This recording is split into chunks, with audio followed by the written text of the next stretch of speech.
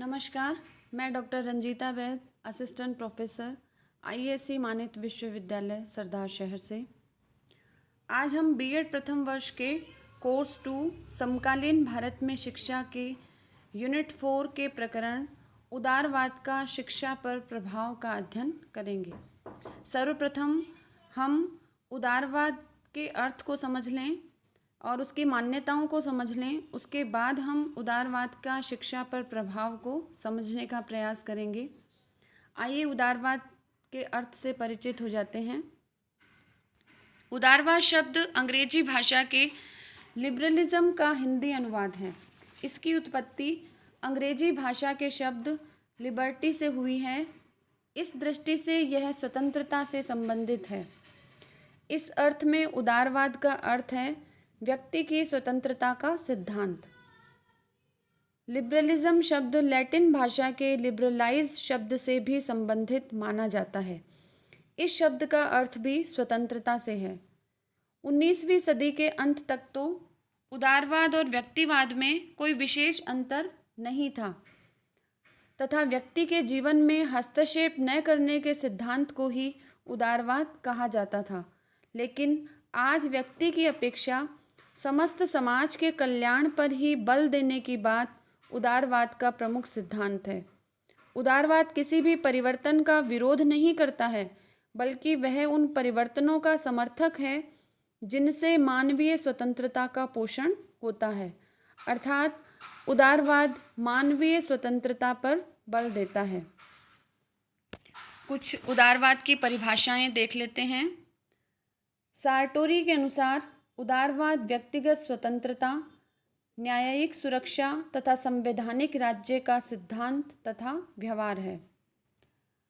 Louis वेसरमैन ने उदारवाद को परिभाषित करते हुए कहा है, उदारवाद को भावात्मक तथा वैचारिक दृष्टि से एक ऐसे आंदोलन के रूप में परिभाषित किया जा सकता है जो जीवन के हर क्षेत्र में व्यक्तिगत स्वतंत्रता की अभिव्यक्ति में समर्पित रहा है।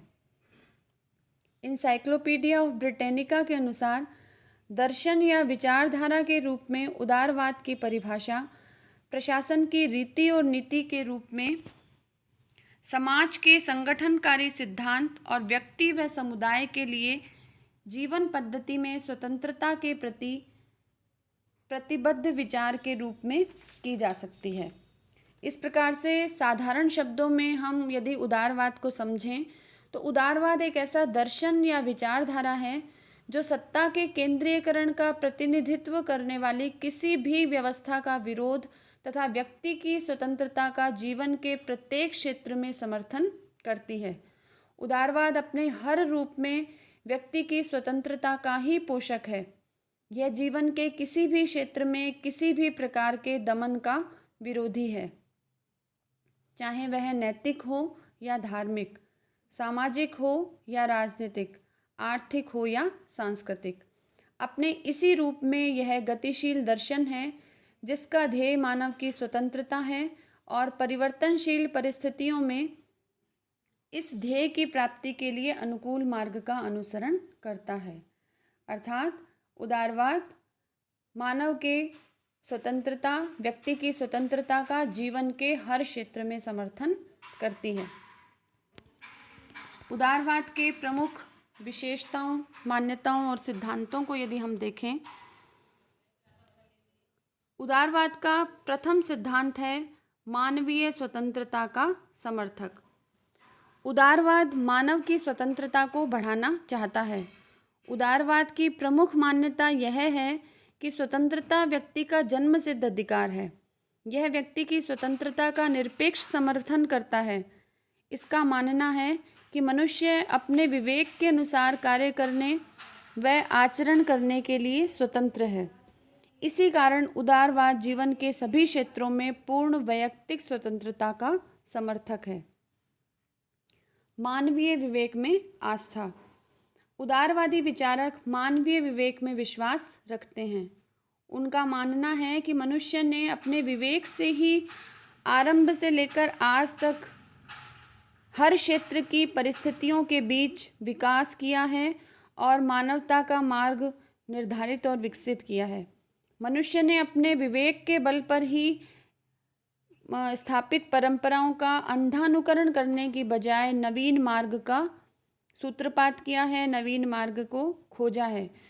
इसीलिए उसने अप्रासंगिक मान्यताओं की जड़ता से मुक्त हुआ है वो, और मनुष्य ने हमेशा से ही ऐसे विचार को महत्व दिया है जो स्वतंत्र चिंतन से जुड़ा हुआ हो। अतः उदारवादी का प्रमुख सिद्धांत मानवीय विवेक में आस्था है। प्राकृतिक अधिकारों की धारणा में विश्वास। उदारवादियों का मानना है कि जीवन, संपत्ति एवं स्वतंत्रता के अधिकार प्राकृतिक अधिकार हैं। स्वतंत्रता के अंतर्गत वैयक्तिक, नागरिक, आर्थिक, धार्मिक, सामाजिक, राजनीतिक आदि समस्त प्रकार की स्वतंत्रताएं शामिल है, और ये सभी स्वतंत्रताएं व्यक्ति के व्यक्तित्व के विकास के लिए अत्यंत महत्वपूर्ण हैं। अतः उदारवादी मानते हैं कि नागरिक के रूप में व्यक्ति के साथ किसी अन्य व्यक्ति का या सत्ता को मनमाना व्यवहार करने का अधिकार नहीं होना चाहिए। उदारवादी प्राकृतिक अधिकारों की धारणा में ही विश्वास रखते हैं। इतिहास तथा परंपरा का विरोध। उदारवादी ऐसी परंपराओं और ऐतिहासिक तथ्यों का विरोध करते हैं जो विवेकपूर्ण नहीं हैं। मध्य युग में उदारवादियों ने उन सभी धार्मिक परंपराओं का विरोध किया था जो सभी के विशेषाधिकारों की पोषक थी। उदारवाद का उदय भी मध्ययुगीन सामाजिक व्यवस्था के विरुद्ध प्रतिक्रिया के रूप में ही हुआ था। उदारवादियों का मानना है कि प्राचीन व्यवस्था और परंपराओं ने व्यक्ति को पंगु बना दिया है, इसलिए उदारवादी विचारक पुरातन व्यवस्था के स्थान पर परंपरायुक्त नवीन व्यवस्था का निर्माण करने की वकालत करते हैं।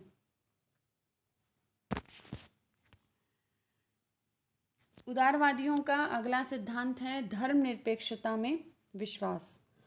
उदारवाद धर्मनिरपेक्ष दृष्टिकोण का समर्थक है।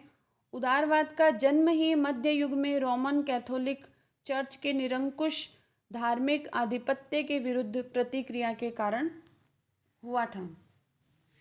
उस समय चर्च और राजा दोनों व्यक्ति धार्मिक अंधविश्वासों की आड़ लेकर अत्याचार करते थे।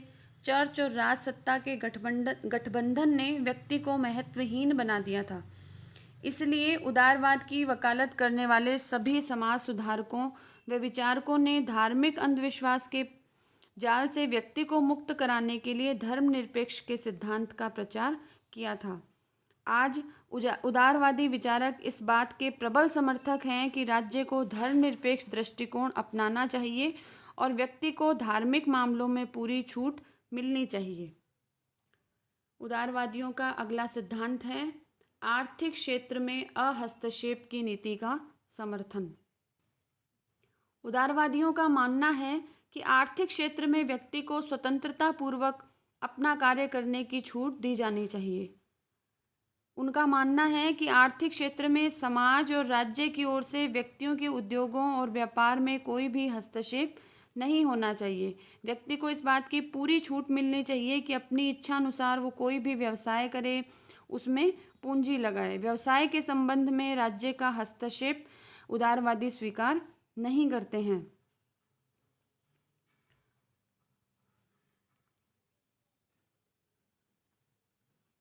उदारवाद का अगला सिद्धांत है लोकतंत्र शासन प्रणाली का समर्थन। उदारवादी लोकतंत्र के प्रबल समर्थक हैं। उदारवाद की विचारधारा अपने जन्म से ही उस विचार का प्रतिपादन करती आई है कि स्वतंत्रता व उसके अधिकारों की रक्षा का सर्वोत्तम उपाय यही है कि शासन की शक्ति जनता के हाथों में हो तथा कोई व्यक्ति या वर्ग जनता पर मनमाने ढंग से शासन न करे। और लोक प्रभुसत्ता के सिद्धांत के मूल में भी व्यक्ति की स्वतंत्रता का ही विचार निहित है। उदारवाद की मूल मान्यता भी इसी बात का समर्थन करती है कि व्यक्ति की स्वतंत्रता की रक्षा के लिए लोक प्रभुसत्ता पर आधारित लोकतंत्रीय शासन प्रणाली ही उचित शासन प्रणाली है। लोक कल्याणकारी राज्य व्यवस्था का समर्थन। उदारवाद के आरंभिक काल में उदारवादी विचारक व समर्थक मानव जीवन के राज्य के हस्तक्षेप का विरोध करते थे। मानव जीवन में राज्य के हस्तक्षेप का विरोध करते थे। उनका मानना था कि व्यक्ति के जीवन में राज्य का हस्तक्षेप अनुचित है, वह मानवीय स्वतंत्रता पर कुठाराघात करने वाला है। राज्य के कार्यों और उद्देश्यों के प्रति उदारवादियों का दृष्टिकोण लंबे समय तक नकारात्मक ही रहा है, लेकिन वर्तमान समय में उदारवादियों का वह दृष्टिकोण बदल चुका है। अब सभी उदारवादी यह बात स्वीकार करते हैं कि राज्य का उद्देश्य सामान्य कल्याण की साधना करना है। राज्य का उद्देश्य किसी व्यक्ति या वर्ग विशेष तक ही सीमित न होकर संपूर्ण समाज के हितों का पोषक होना चाहिए। अतः आधुनिक उदारवादी आज के समय में लोक कल्याणकारी राज्य के विचार के प्रबल समर्थक हैं। राष्ट्रीय आत्मनिर्णय के सिद्धांत का समर्थन। उदारवाद निरंकुशतावाद के किसी भी सिद्धांत का प्रबल विरोधी है। उदारवादियों को प्रारंभ से ही साम्राज्यवाद का भी प्रबल विरोध किया है। उदारवाद की प्रमुख मान्यता यह है कि प्रत्येक देश का शासन उस देश के निवासियों की इच्छा से ही संचालित होना चाहिए। इससे ही व्यक्ति की स्वतंत्रता बनी रह सकती है। अतः उदारवाद राष्ट्रीय आत्मनिर्णय के अधिकार का प्रबल समर्थक है। यह स्वशासन के सिद्धांत का ही समर्थन करता है। उदारवाद का अगला सिद्धांत है व्यक्ति साध्य तथा राज्य साधन। उदारवादी विचारक व समर्थक इस बात पर हमेशा से ही बल देते हैं कि व्यक्ति अपने हितों का निर्णायक है। मनुष्य अपने जीवन के हर कार्य में प्राकृतिक रूप से स्वतंत्र है। इसी आधार पर यह एक साध्य है। राज्य तथा अन्य संस्थाएं उसके विकास का साधन है। आधुनिक उदारवादी विचारकों ने व्यक्ति और राज्य के बीच की खाई को भी कम करना शुरू कर दिया है।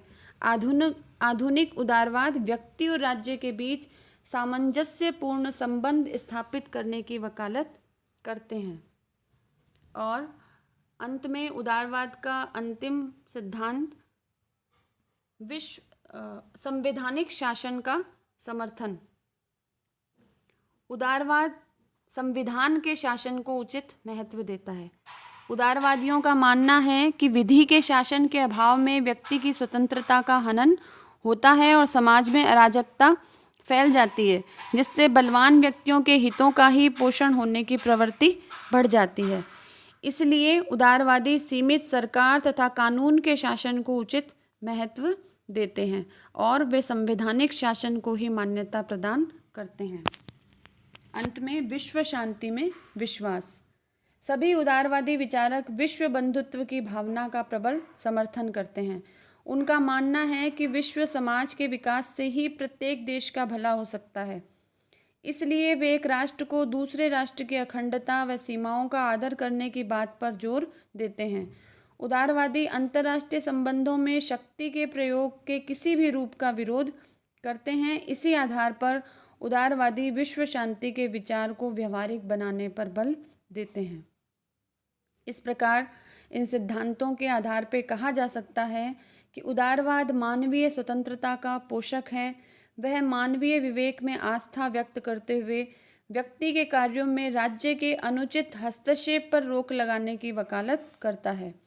आधुनिक समय में उदारवादी धर्मनिरपेक्षता के विचार का समर्थन करते हुए विश्व शांति के विचार का पोषण करते हैं। आधुनिक उदारवाद राज्य के प्रति उदारवादियों द्वारा अपनाए गए नकारात्मक दृष्टिकोण को बदल रहा है। आधुनिक उदारवादी व्यक्ति की बजाय संपूर्ण समाज के हितों पर ही बल देते हैं। आधुनिक उदारवादी राज्य के लोक कल्याण के आदर्श को प्राप्त करने के लिए आर्थिक क्षेत्र में भी राज्य के हस्तक्षेप को उचित मानते हैं।